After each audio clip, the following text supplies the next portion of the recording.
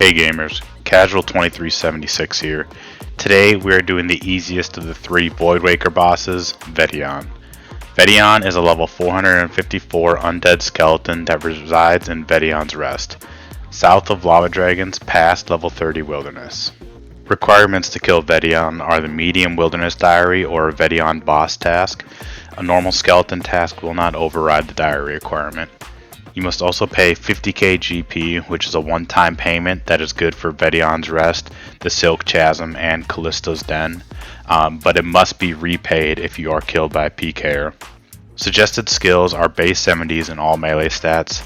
If you know what you're doing, you can really push some lower levels here, but the fight will be significantly longer with lower than 70s. This is, however, a 0 damage boss with no prayer needed except for the short time that Hellhounds respond. And just to prove a point, I went and tried doing a kill. All I had was with 96 attack and 99 strength. I just brought Torag's hammer, a fancy cape, and a dream, and I was able to kill him in about 6 minutes, just a little over. So it definitely took a very long time, but no food, no prayer pots, just a fairly bad weapon and trimmed quest cape, which does offer a little bit of bonuses. But yeah, as you can see, the fight is very easy if you're able to just avoid the attacks. So obviously the better gear speeds up your kills, which lessens your chance of getting killed by PKer.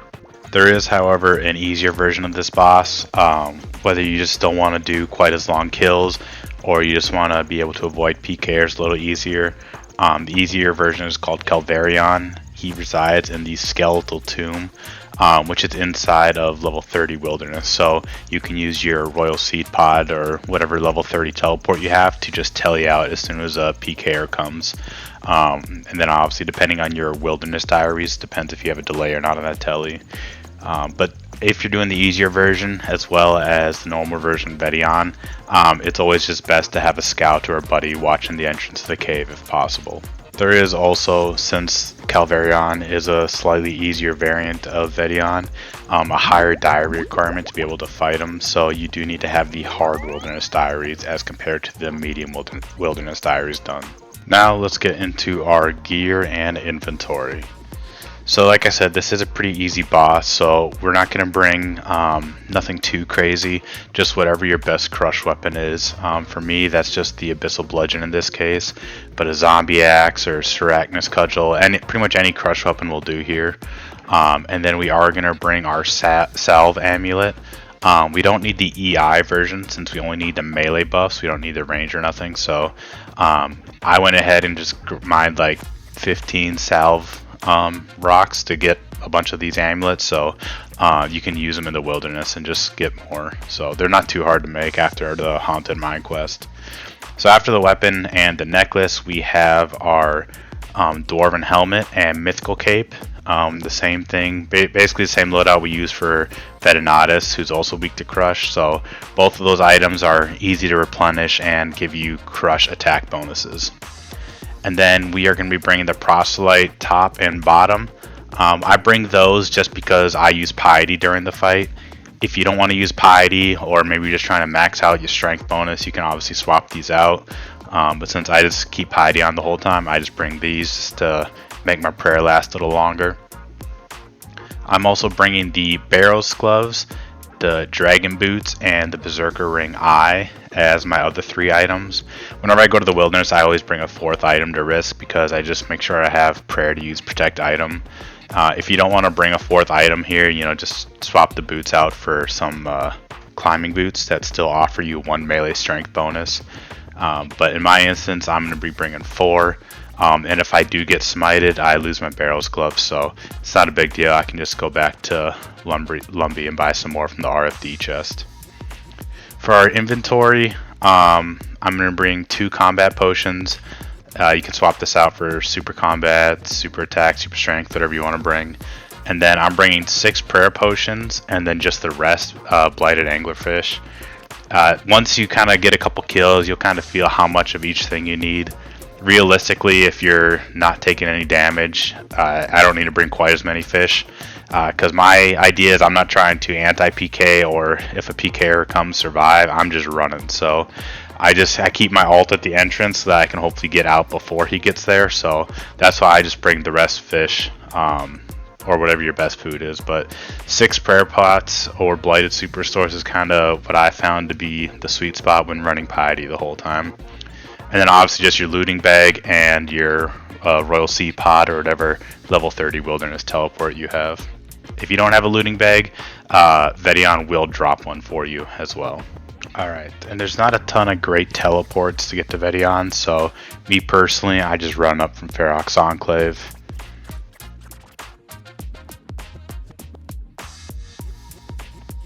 Once we get there, we peek in to make sure no one's there, which you can only do once you get 20 kills. If not, you just gotta jump in and just run out if someone's there. Alright, so I also want to show you real quick what my screen actually looks like while I'm doing Vedion. So if you notice, my ult was standing right outside the cave, so I keep it there and I just have the camera focus on the entrance. Both my accounts have the Wilderness Player Alarm plugin, which will make my screen flash when a player's in its render distance. So this way I can see a PKer before he even jumps in, so I can start leaving before he's even inside the cave. When you do exit the cave, you'll notice that you don't pop out at the entrance of the cave. You go into what's called the escape caves, and I'll put a map of those on screen here. All this is a cave system that whenever you leave Vedion's Rest, Callisto's Den, or the Silk Chasm, you always end up in here. So the key is you just want to run to the southernmost exit, and then as soon as you come out, start running south until you get to level 30 wilderness, so you can just teleport out with your seed pod as soon as you're out. So this is Vedion's main attack. It's like a magical lightning attack. That's a shield bash attack. Those are his only 2 attacks. So he just spawns these lightning attacks, and that will do damage in a 3x3 area. So you see I have to move not just 1 tile away, I got to move 2 tiles away from each lightning. So his shield bash attack, it'll highlight on the ground with shadows where the damage is going to be, so you just have to avoid the shadows.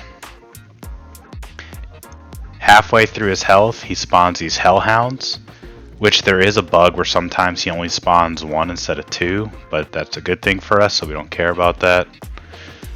You do need to kill the hellhounds before you can go back to Vedion, as he'll be invulnerable while the hellhounds are up. So there's a shield bash, we just move away, go back. Sometimes dodging the lightning can be a little tricky, especially your first learning. You can see I certainly don't do it perfectly. But as long as you avoid most of them, it's not going to be too bad of a fight.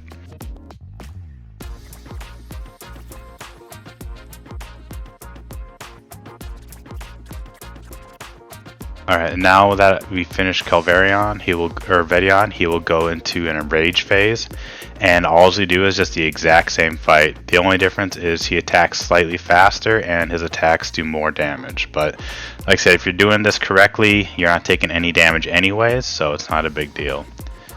If you do get caught in his shield bash attack, he does kind of stun you and you're not able to attack for a little bit. So just keep a note of that if you're trying to attack and it's not working. It's because you got hit by the shield bash. When the hellhounds and greater hellhounds spawn, you do want to throw on protect from melee just for that little bit. They do have a harder hitting melee attack that will definitely do a lot of damage if you let them just keep hitting you. Once they're gone though, you can turn protect from melee off. And there's a kill, nice and simple. And now let's talk about uniques and non-unique drops from Vedion. Alright, so first up, non-uniques. Vedion has an average kill, according to the wiki, of about 140k per kill. That is the lowest of the 3 Voidwaker bosses, but it is still pretty good considering how easy it is. As far as uniques go, before we even list them, just know there is only a chance of dropping a unique once per kill. So you can do this boss with buddies, you can do a mass here, but there's only a chance of rolling the unique 1 time per kill, not per person. So if you and 3 other guys are killing Vedion, once Vedion has died, you don't have 4 separate chances of unique. Collectively, 1 unique roll per kill.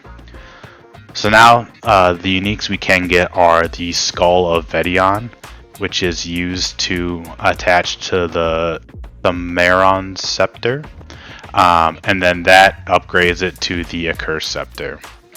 There's also the Dragon Two-Handed Sword, the Dragon Pickaxe, then there's the Voidwaker Blade, which is one of the 3 pieces needed to make the Voidwaker Sword. And then there is the Ring of the Gods, which the Ring of the Gods, when imbued, does give you a +8 prayer bonus. So that is actually super helpful in certain scenarios if you need more prayer. And lastly, there is the Pet Vedion Jr. And with that is everything you need to know to be able to consistently kill Vedion. If you have any questions or suggestions, feel free to leave them in the comments. If you liked the video, please like and subscribe for more videos like this. And with that, I'll see you next time.